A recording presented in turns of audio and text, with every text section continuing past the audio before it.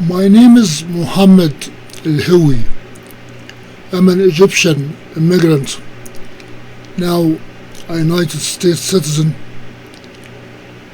The reason I came here was in 1984 was to publish this article, Illumination of Spherical Fusion Billet Displaced from Geometric Center.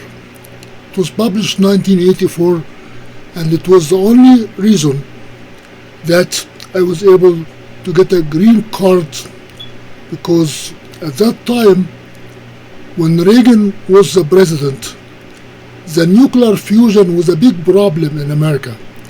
It was a scientific scam.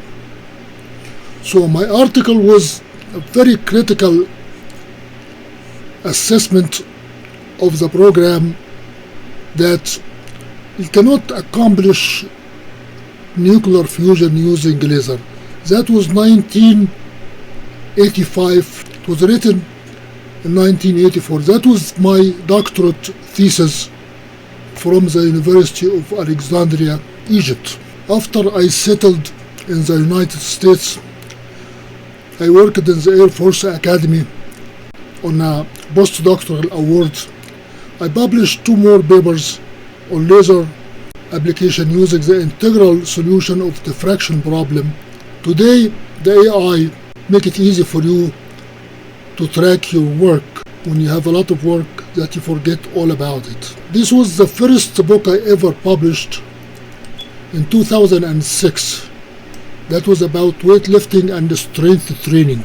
I was very motivated. At that time, I was competing in weightlifting.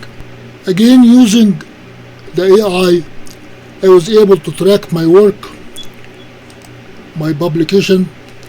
I published college level mathematics part 2, advanced mathematics part 2. I even forgot all about that. Then I published differential equation in linear elasticity and partial differential equation, and this is one of my best books ever. That was the Laplace transform. Another book I published also was the theory of function of complex variables, molecular physics, atomic physics, and nuclear physics. In the area of fitness, I published abdominal exercises, abdominal fitness, axial strength training.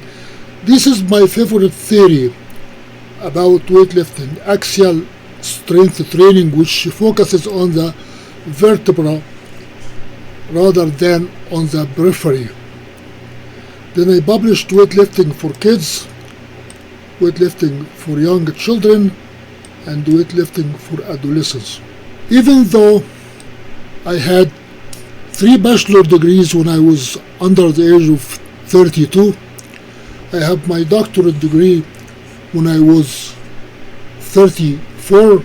I am still back in college, and that is my score in calculus. I got grade A in calculus. I'm studying now computer science at the University of South New Hampshire. You never get bored of learning. You can read mathematics one way, you can read it another way, you can read it a third way, and every time you learn something different. This is my score in Foundation in ABS 2025. Can you imagine? You have a doctorate degree and 4 bachelor degrees, and you're still going for grades. That is a very funny score. 29 out of 30 in coding, introduction to coding. 35 in participation. 20 in participation. I got C- here in pseudocode and the flowcharts. That's the first C- I got. And lab activities, I got full mark here and full mark here. But by the end, I was able to score A. That is my final score so far. That is in Java programming, a very tough course.